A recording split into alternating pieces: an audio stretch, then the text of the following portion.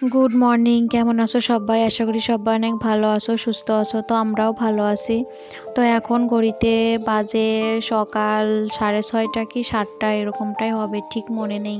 কয়েকদিন আগের ব্লগ তো এই জন্য।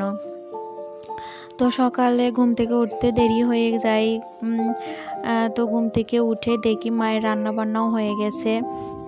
তো মাও অনেক সকালেই ঘুম থেকে উঠছে, অনেক সকাল বলতে ভোরবেলায় ঘুম থেকে উঠছে। তো তখনই রান্নাবান্নাটাও শুরু করে দিয়েছিল, কারণ আজ যেহেতু মুড়ি ভাজবে, মুড়ি খই দুটাই ভাজবে।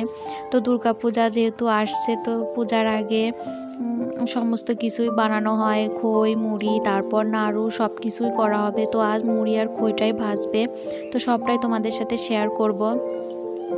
তো এই জন্য তাড়াতাড়ি করেই রান্নাবান্নাটা করে নিছে। তো আমি দেখি সকালে ঘুম থেকে উঠেই দেখি যে মায়ের রান্নাবান্নাও হয়ে গেছে। তো তারপর আমি ঘুম থেকে উঠলাম। তো ঘুম থেকে উঠে আমার সাথে সাথে মাম্মাম সোনাও ঘুম থেকে উঠে পড়ছে।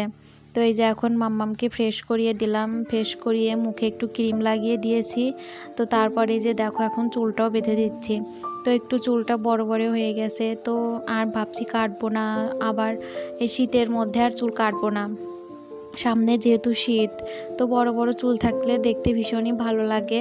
তো এই জন্য আর চুলটা কাটবো না। তো মামামের বাবাও ওই চুল কাটাটা পছন্দ করে না, তো চুল তো কাটতেই দিতে চায় না, তবুও মাঝে মাঝে জোর করে আমি কেটে দেই।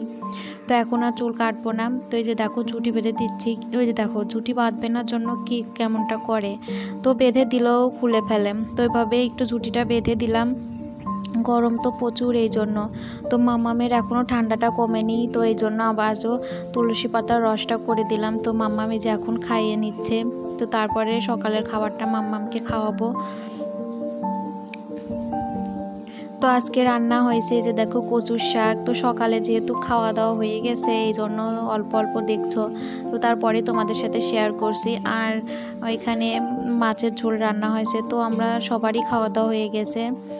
তো মাম্মামকে খাইয়ে দিয়েছি। তো খাওয়া দাওয়া করে যে দেখো এখন থালা বাসনগুলো ধুতে এসেছি কলপারে। আর মা ওইদিকে মুড়ি ভাজা শুরু করে দিয়েছে, যেহেতু মা ভাজবে, তারপর আরও বড় মা কাকিমা সবাই আমাদের এখানেই ভাজবে। তো তারপরে মুড়ি ভাজা হলে মা খইটাও ভাজবে।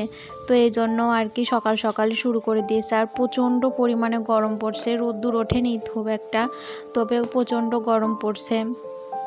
তো এই গরমের মধ্যে মুড়ি ভাজাটা অনেকটাই কষ্ট। তো এই জন্য সকাল সকালই তারা শুরু করে দিয়েছে। তো সারাদিনই লেগে গিয়েছিল ভাজতে। তো সবাই যেহেতু ভাজছে এই জন্য। তো আর খইটা ভাজতে ভাজতে রাত হয়ে গিয়েছিল, তো সন্ধ্যার পরে।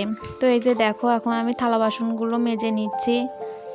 তো তারপর থালা বাসনগুলো মেজে আর অন্যান্য যে কাজগুলো আছে তারপর সেগুলো করব।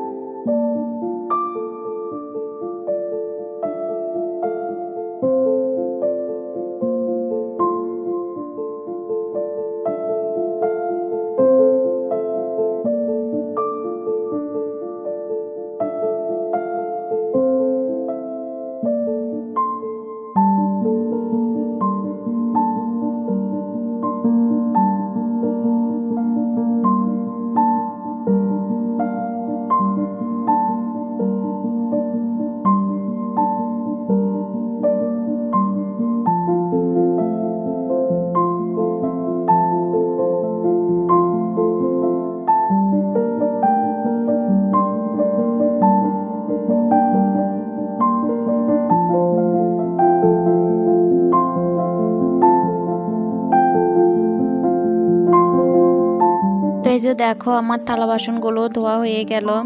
তারপর এই যে মাম্মামের জামা কাপড়, আমাদের জামা কাপড় সবগুলোই কেচে দিয়েছিলাম। তো ওইগুলো এখন এই যে এখানে মেলে দিয়েছি।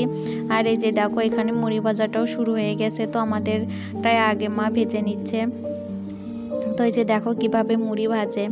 তো তোমাদের কাদের কাদের গ্রামের বাড়িতে এভাবে মুড়ি ভাজে তো অবশ্যই কমেন্টে বলো। তো পূজার সামনে আমাদের প্রতি বছরই মুড়ি ভাজা হয়। এই যে দেখো এক হাঁড়ি হয়েছে, তো আরও অনেকটা হবে। তো এখনও বড় মা আসেনি, তো মা একা একাই এখন করছে। তো বড় মা আসলে তারপর দুজনে একসাথে করবে।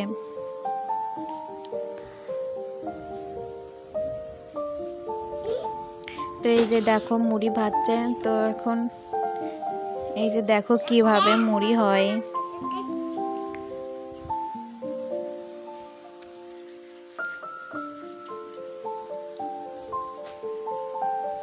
তো মা একা একাই করছে, আমিও করছিলাম বলতে আমিও একবার করতে গিয়ে ভালো হয়নি। তো মুড়িটা অনেকটাই লাল হয়ে গিয়েছিল, আমি তো পারি না, তো এটা নাড়তে পারতেছিলাম না। তো এই জন্যই আর কি প্রথম যেটা দেওয়া হয় প্রথম খোলা, তো ওইটা লাল হয়ে গিয়েছিল। তো এখন মা একাই করলো, তো দেখো কেমন হয়েছে।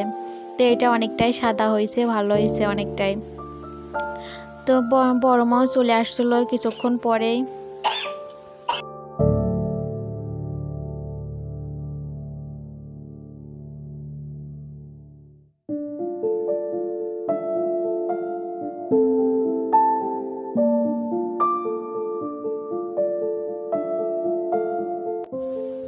তো এই যে দেখো এখন বড় মা চলে আসছে, তো দুজনে একসাথে ভাজবে। একা একা এই কাজগুলো করা অনেকটাই কষ্ট হয়ে যায়, কেউ একজন থাকলে ভালো হয় দুজনে মিলে। তো একজন এই যে ঘুরাই ঘুরাই ঢালে দিবে, আর একজন এই যে নাড়লে অনেকটাই ভালো হয়।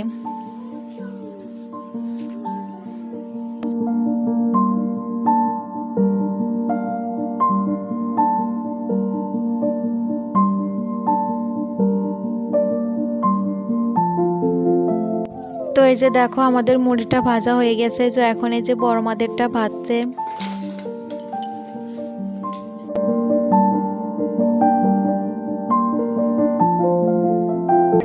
এদিকে মাম্মামকে চান করিয়ে খাইয়ে ঘুম পাড়িয়ে দিয়েছি। তারপরে এই যে দেখো কিছু জামা কাপড় যেগুলো সকালে ধুয়ে দিয়েছিলাম, তো সেগুলো এখন তুলে নেব।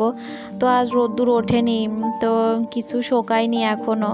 তো কিছু শুকিয়েছে, কিছু শোকায়নি, তো সেগুলো আবার বারান্দায় মেলে দিচ্ছি। তারপর আমাদের ওই টিনের ঘরটাও একটা দড়ি বাঁধা আছে, তো ওইখানেও কিছু মেলে দেবো।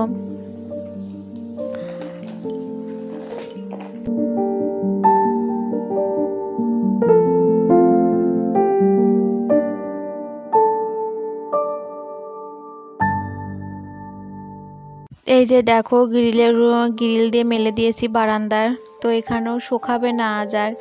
তো তারপর এই যে দেখো ঘরের কি অবস্থা করে রেখেছে, খেলাধুলা করে বারান্দা তারপর ঘর সমস্ত খেলনাপাতি সরিয়ে রেখে দিয়েছে। তো এই যে দেখো মাম্মাম ঘুমিয়ে আছে। তো এখন এগুলো পরিষ্কার মানে সব খেলনাপাতি গুছিয়ে তারপর ঘরটা সুন্দর করে গুছিয়ে ঝাড় দিয়ে তো তারপর স্নান করতে যাব। তো তোমরা দেখতে থাকো কাজগুলো আমি করতে থাকি।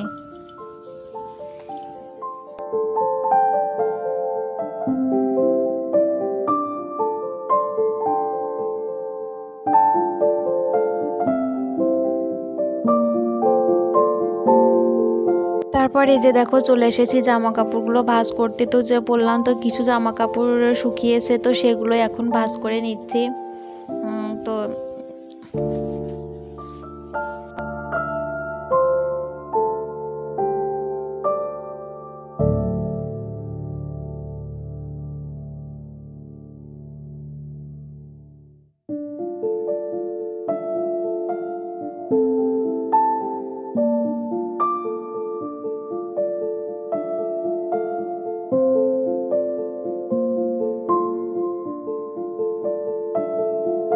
আবার চলে এসেছি বিকেলবেলা। তো বিকেলে মাম্মাম ঘুম থেকে ওঠার পর মাম্মামকে নিয়ে একটু মন্দিরে এসেছিলাম।